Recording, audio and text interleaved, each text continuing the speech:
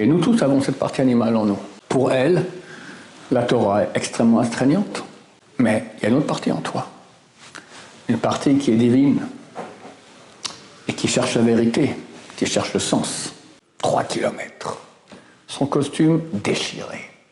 Sa peau griffée, sanguinolente. Transpirant. Il peut dire, mais c'est affreux. C'est affreux. Je souffre. C'est ce que Dieu veut, une histoire d'amour.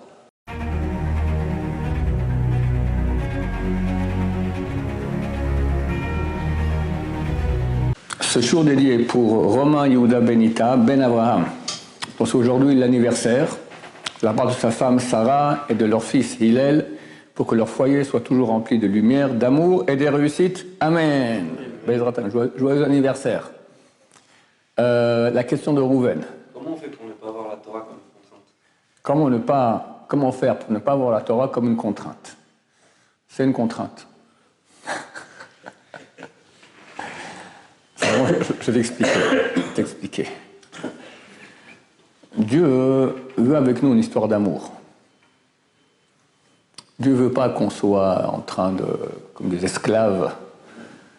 Il faut comprendre que la Torah, c'est pas une contrainte, c'est une vie entière. Il n'y a pas un détail qui n'est pas géré par la Torah et qui d'habitude va contre notre nature. Tu veux te reposer un peu plus dans le lit le matin, pas question, levez tout de suite.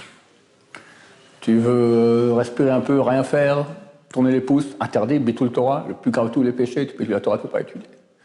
Bon, tu vas dans la rue, tu regardes, il y a une fille qui passe, interdit. Une pensée de fille, waouh.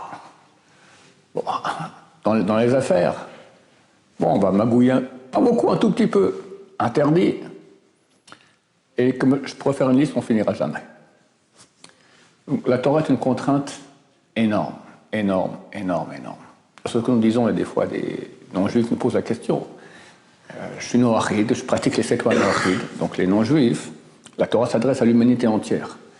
Elle leur donnait 7 lois aux non-juifs, qu'on appelle les lois noachides. C'est donc avant que la Torah ait été donnée à l'époque de Noé. Enfin, ça a été donné à l'époque du premier homme. On apprend la Gemara dans Sanhédrin, on apprend ça d'un verset que Dieu ordonne au premier homme. Et dans ce verset, il y a les 7 lois noachides. Et le peuple juif, il a 613 lois.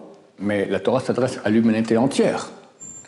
Et chaque non-juif est censé pratiquer les 7 lois noachides dans l'optique qu'ils ont été ordonnées pas par l'idole des chrétiens, pas par le prophète des Arabes, par le Dieu d'Israël, donc le Dieu, qui est le Dieu d'Israël, dans le cadre de la Torah par Moïse.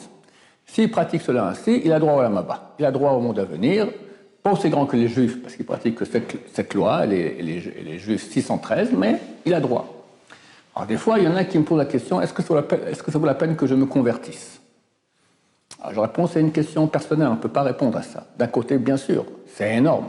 Être juif, c'est une proximité de Dieu extraordinaire. C'est un Olam Haba beaucoup plus grand, et le Olam Haba, c'est la réalité. Ici, on est un petit passage de rien du tout, après c'est éternel. Donc tu gagnes énormément. Mais c'est extrêmement astreignant. Rien déjà qu'au niveau des lois de la Torah. Et plus, être juif, ça signifie être la cible de tous les médias mondiaux, sans cesse, d'accord. Il y a beaucoup d'antisémitisme dans le monde.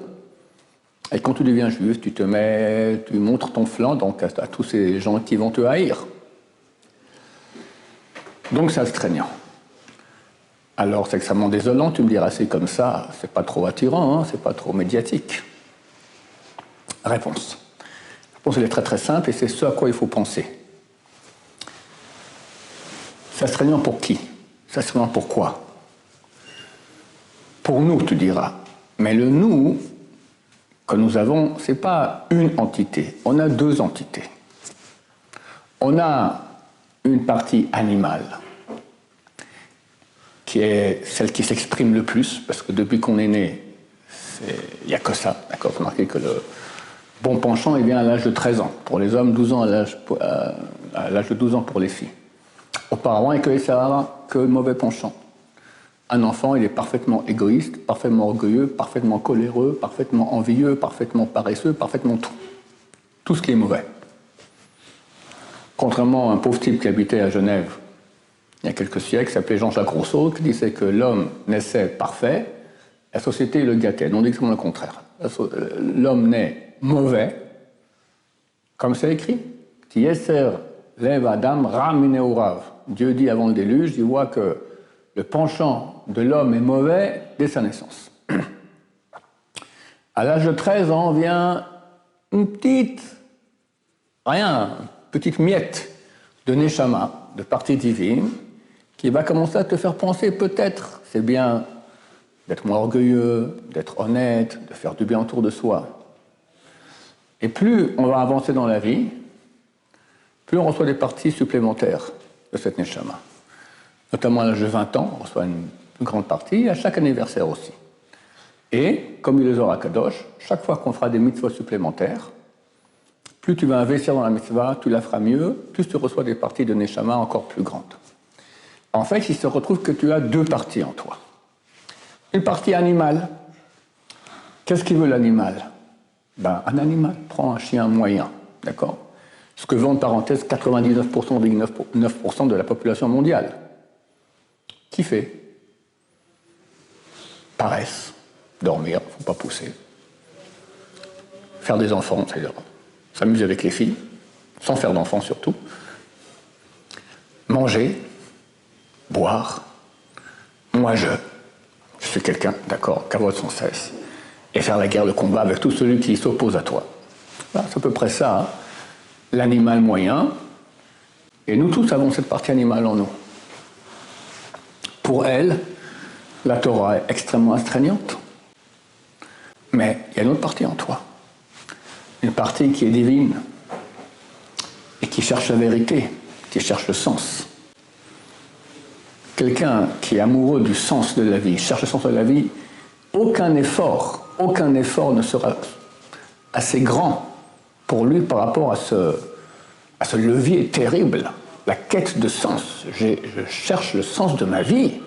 Ça vaut plus que tout. Je suis prêt à complètement ratatiner ma partie animale, à faire des efforts terribles pour arriver à cette réponse, quel est le sens de ma vie?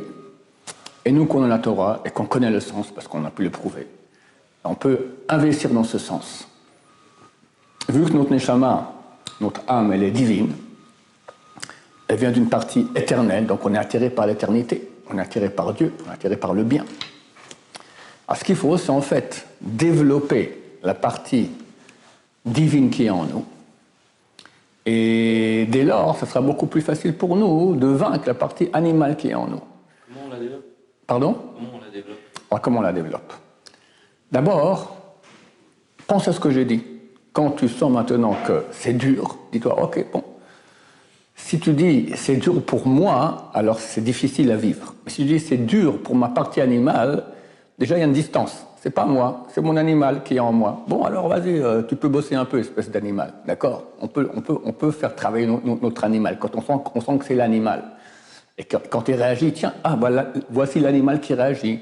Il s'énerve, il est paresseux, il a des mauvaises pensées, tout ça, c'est l'animal. Bon, ok, d'abord, quand les choses sont appelées par ce qu'elles sont vraiment, ça leur donne leur proportion. C'est que l'animal qui s'excite. Bon, c'est qu'un animal, normal. L'animal, c'est le Yetzirah. Le Yetzirah, c'est l'animal. Il y a deux types de Yetzirah. Le Yetzirah personnel, que c'est l'animal qui est en nous. Et il y a encore un Yetzirah, ce sont les forces du mal dans le monde. Beaucoup plus grandes, les forces d'impureté. Ça, c'est des choses beaucoup plus grandes qui agissent aussi sur nous. Surtout un Baal Tshuva, quelqu'un qui vient à la yeshiva, d'accord, alors il va embêter les forces du mal mondial, parce qu'il va commencer à être une lumière, et ça dérange. Le mal veut l'obscurité. Ils vont l'embêter, ils vont commencer à mettre des pièges, des épreuves, des pièges, des choses, tout à fait normales. C'est comme ça, c'est pas possible autrement. La Gemara dans cette Megillah a dit, Yagata matzata amin, tu peux pas, c'est marqué, tu as Yagata, tu as fait des efforts, tu as peiné, et tu as trouvé, tu peux croire que tu as trouvé. Tu n'as pas peiné, et tu as trouvé, ne crois pas que tu as trouvé, c'est rien, c'est du surplace, d'accord? Quand quelqu'un va augmenter sa sainteté, il va augmenter les frontières de la lumière par rapport aux frontières de l'obscurité, des ténèbres qui sont le mal. Les ténèbres ne sont pas d'accord. Elles vont agir contre. Elles vont embêter. Elles vont embêter très fort. Et il y a une bagarre. Et il y a une lutte. Et quand tu tiens bon, tu as gagné. Au bout d'un moment, elle se calme. Tu as gagné. Mais c'est pas possible que tu dis, ok, maintenant, tac, j'ouvre maintenant mes frontières de lumière, et puis eux, ils te laissent faire. Impossible.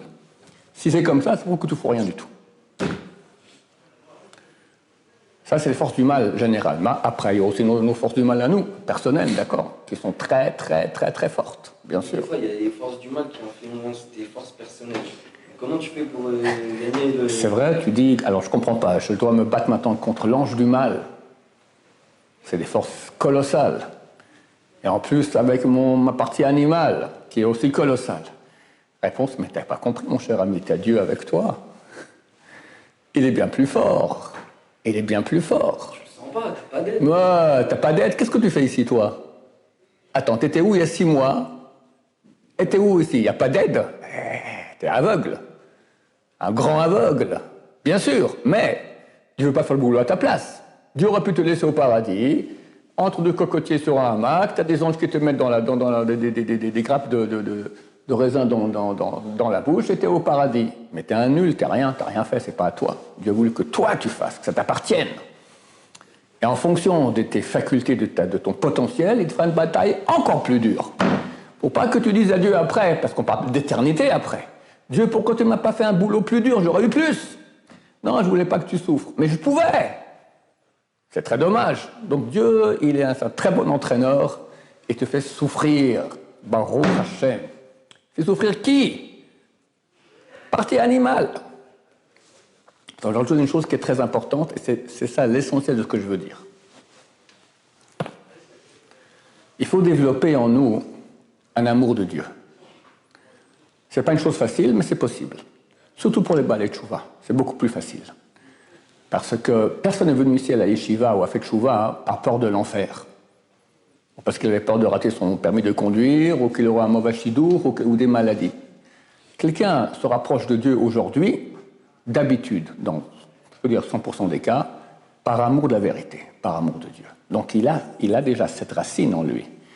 Beaucoup de gens qui ont été éduqués dans une famille religieuse depuis toujours n'ont pas ça. Ils ont été habitués, ok, mais l'amour de Dieu, c'est une chose qui est dure à acquérir. Mais un Baal Tchouva, il a ça de façon innée. Alors il a d'autres batailles, beaucoup plus dures, mais il a ça. Il faut développer ça.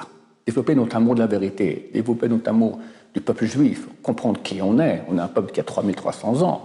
Dieu nous fait des miracles extraordinaires, 2000 ans d'exil, revenir sur la terre d'Israël, contre tous les peuples qui ne veulent pas, qui se battent contre nous, et malgré tout on réussit, mais c'est des miracles fantastiques. Et la Torah, qui commence à grandir, alors que cet État a voulu que la Torah disparaisse du peuple juif, d'accord? Malgré tout, la Torah qui va et qui grandit, et le peuple juif qui fait trop tchouva maintenant depuis 7 octobre, c'est phénoménal ce qui se passe. Mais c'est une histoire d'amour extraordinaire. Et tout le bien que Dieu nous fait, il faut réfléchir tous les jours, tout le bien que Dieu nous fait. Tu t'es levé ce matin, tu vois. Je viens d'apprendre maintenant qu'un de mes petits cousins, il est jeune, il vient de se marier à 2-3 ans, il a la maladie. T'es en bonne santé? Bien, moi aussi, d'accord? T'as des gens qui souffrent, toi t'es en bonne santé. Et même celui qui souffre, alors il a une partie qui va pas, mais une partie qui va aussi. Et combien de bienfaits Dieu fait avec nous chaque seconde. Rien que le fait qu'il nous ait fait naître juifs, et le connaître et pratiquer sa Torah. Ça vaut infini. Comprends que le mérite d'être uni avec Dieu, c'est quelque chose qui est infini. Combien ça vaut l'infini? Ça fait un peu de maths. 1 milliard, 2 milliards, 2 milliards, 2 milliards, 2 milliards, d'accord? 1 milliard puissance 1 milliard. C'est inimaginable. C'est zéro par rapport à l'infini. Et tu as droit à ça. Alors, il y a quelques efforts à faire ici sur Terre. Allez! C'est rien, c'est de la gnognotte. Alors, je te dis pas, moi aussi, c'est très difficile, mais si tu as un regard intelligent sur les choses, tu compares, rien à voir. L'exemple que je donne toujours, ça s'appelle l'exemple des coquelicots. Ça fait longtemps que je voulais en parler, ça sera l'occasion.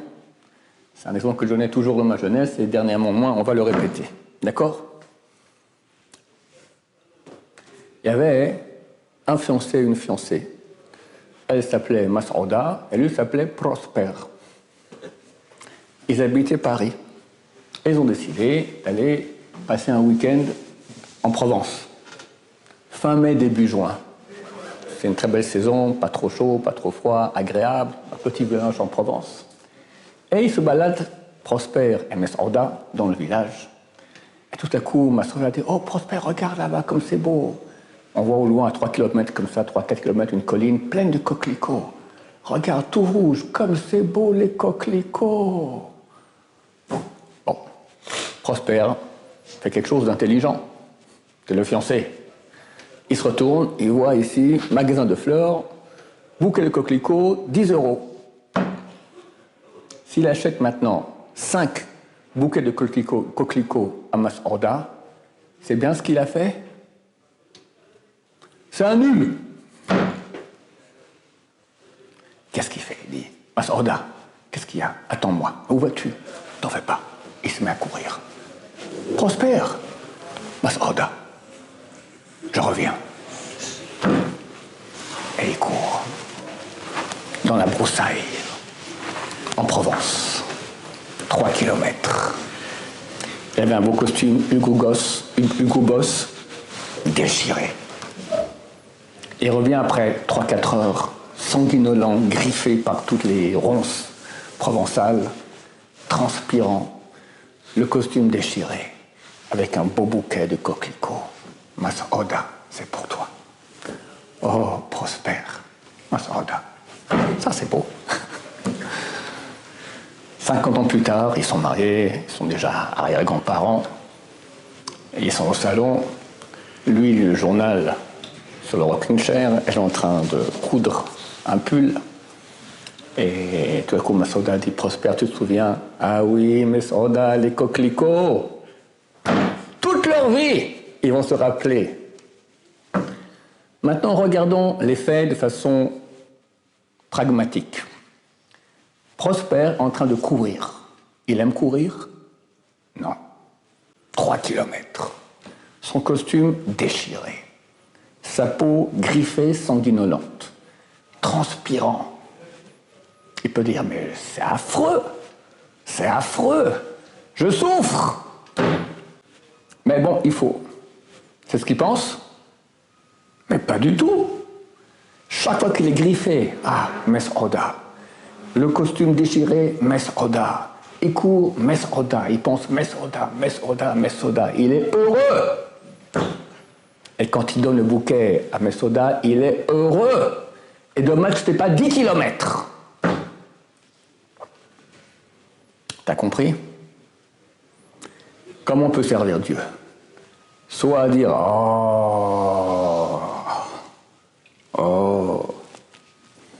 Imagine que Prosper, il achète le bouquet à Mas'ouda. Tiens, Mas'ouda, 50 €, bêtement pour quelques fleurs qui, dans 2-3 jours, seront déjà fanées. Telle tête, elle fait Mas'ouda, mais elle prend le bouquet sur la tête.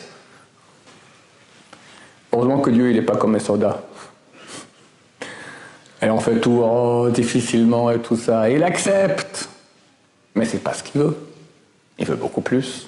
Une histoire d'amour. C'est marqué à Hamana, Libaba, et Dieu veut le cœur. Tout le monde connaît le Shema Israël. Shema Israël, Hashem Ekad Hashem Echad. Ok, Dieu est un. La profession juive de monothéisme. Et alors? Dieu est un. Et alors? Et alors? So what? Qu'est-ce qu'il y a après comme verset? Ve'ahavta et Hashem. Tu vas aimer l'Éternel, ton Dieu, de tout ton cœur, toute ton âme, tout ton pouvoir. Les gens oublient ce verset-là. C'est ce que Dieu veut, une histoire d'amour. La prière, c'est casse-pied. Mais décide dans ta tête, je prends le temps de prier comme il faut, je le prends. Et je fais taire ma partie animale qui est paresseuse. Regarde la synagogue, quand des fois il y a un khatan qui vient. Qu'est-ce qui se passe? On ne dit pas Tachanoun, on ne dit pas le Mizmor Yancha Hashem Biyom Sarah, on ne dit pas Tefila et David. Allez, à tout casser, on a gagné 5 minutes. Joie dans toute la synagogue. Qui n'est pas joyeux? On a gagné 5 minutes. Tu vois quelle partie animale on a en nous. Tu as gagné 5 minutes déjà, tu es tellement content. Bloque la partie animale. Dis, écoute, moi maintenant je vais m'adresser à celui qui m'a créé. À celui dont toute ma vie dépend. Il m'a donné la vie, il m'a donné moi, il va me donner encore. Je dois quelque chose, je vais m'unir avec lui. Et tu pries lentement. C'est une guerre contre la paresse, On veut vite finir. Et tu pries en te concentrant. C'est une guerre contre la paresse. Concentrer, ça demande un effort. Et tu supplies Dieu, tu t'adresses à Dieu, tu es en relation avec lui. Mais c'est autre chose, mon cher ami. Tu vas décoller. Ce n'est pas la première fois, mais au bout de quelques fois, tu vas décoller. C'est extrêmement dur, parce qu'il faut casser la partie animale. Mais tu développes ta partie divine, c'est ce que tu es. Tu n'es pas un animal, tu n'es pas un chien. Tu es Dieu, tu es une partie de Dieu. Elohim matem, Dieu dit, vous êtes des dieux. Et tu développes cette partie et tu t'unis avec Dieu. C'est un bonheur fantastique. C'est ça, la méthode des coquelicots. Vavta et Hachem, tu aimeras l'Éternel, ton Dieu, de tout ton corps, toute ton âme, ton pouvoir. Dieu veut une histoire d'amour. Combien? Maïmonide, à la fin de Ilchot Teshuvah, il écrit comme un homme qu'amoureux d'une femme. Il dit que, c'est connu que Rabbi Akiva a dit que tous les livres sont saints. Shir HaShirim, la Cantique Cantique, c'est le saint des saints. T'as lu une fois Shir HaShirim? En hébreu, pas traduit. Il faudrait que tu lises en traduction, mais attention, hein. C'est érotique. Tout simplement érotique. Histoire d'amour, mais ça va loin. Ça s'appelle le Saint des Saints. Saint des Saints. Parce que c'est un exemple de l'amour qui est entre Dieu et nous et Dieu. Et le Rambam dit là-bas que comme un homme qui est amoureux d'une femme, à laquelle il pense sans cesse, quand il mange, quand il boit, quand il va dormir, quand il se lève. Appelle ça en bon français le coup de foudre. Le type, il n'est pas là. Tu fais ouh, il pense à elle. Elle est complètement pas là. Plus que cela sera l'amour de ceux qui aiment Dieu. Idéalement, il y a des millions de niveaux. Tu as compris le but, c'est ça. Donc si quelqu'un, il a une femme qu'il n'aime pas. J'avais un ami, hélas, pauvre, il s'est marié, mais il n'a rien compris au mariage. On ne l'a jamais expliqué non plus. Si je lui expliquais, je ne sais pas si ça allait servir à grand-chose. Il m'a dit, je suis arrivé au point où je ne hais pas ma femme. Amour, il n'y a jamais eu. Avant, il haïssait. Maintenant, c'est moyen. Un jour, il m'a dit, ma femme a accouché. Je lui ai dit, achète-lui un gros bouquet avec des fleurs comme ça. Il n'a jamais su c'est quoi une femme, jamais aimé. Il n'a pas su ce que c'est, on l'a pas, il ne sait pas. Il n'est pas trop intelligent. Alors, il a acheté ça. Il m'a dit, Aaron, tu sais pas ce que c'est, ça fait 3 semaines que ma femme, elle parle du bouquet. Pourquoi t'as fait ça? Qu'est-ce qui t'a pris? Machin, tout ça. Pauvre femme. Elle n'est pas aimée par son mari. Et lui, pauvre aussi. Mais si maintenant notre vie avec Dieu, ce sera la même histoire que ce couple-là, tu dois souffrir pour rien, c'est insupportable. Et ça ne passera pas chez les enfants. Parce que les enfants disent, papa, il veut souffrir pour Dieu, qu'il souffre. Moi, je vais m'éclater. Si maintenant tu veux que ça passe chez les enfants, on veut tous que nos enfants continuent dans la voie de la Torah, après 3300 ans, il faut donner un exemple d'amour de Dieu, pas de corvée de Dieu. Mais c'est vrai que quotidiennement, on est confronté à la partie animale qui est en nous. Elle n'est pas si méchante. Je veux te dire qu'il y a une chose supplémentaire, c'est l'habitude. Au bout d'un moment, elle s'habitue. S'habitue Shabbat à pas utiliser l'électricité, s'habitue le matin à se lever pour aller prier. Il y a une habitude à prendre. Au bout d'un moment, l'habitude, ça rentre assez vite. On dit qu'en 40 jours déjà, on acquiert déjà pas mal une habitude. Encore plus, ça devient... Alors au bout d'un moment, le corps, il s'habitue aussi. On peut le dompter comme un animal. Mais le but, c'est pas arriver à le faire comme un animal qu'on a dompté. C'est le faire avec amour de Dieu.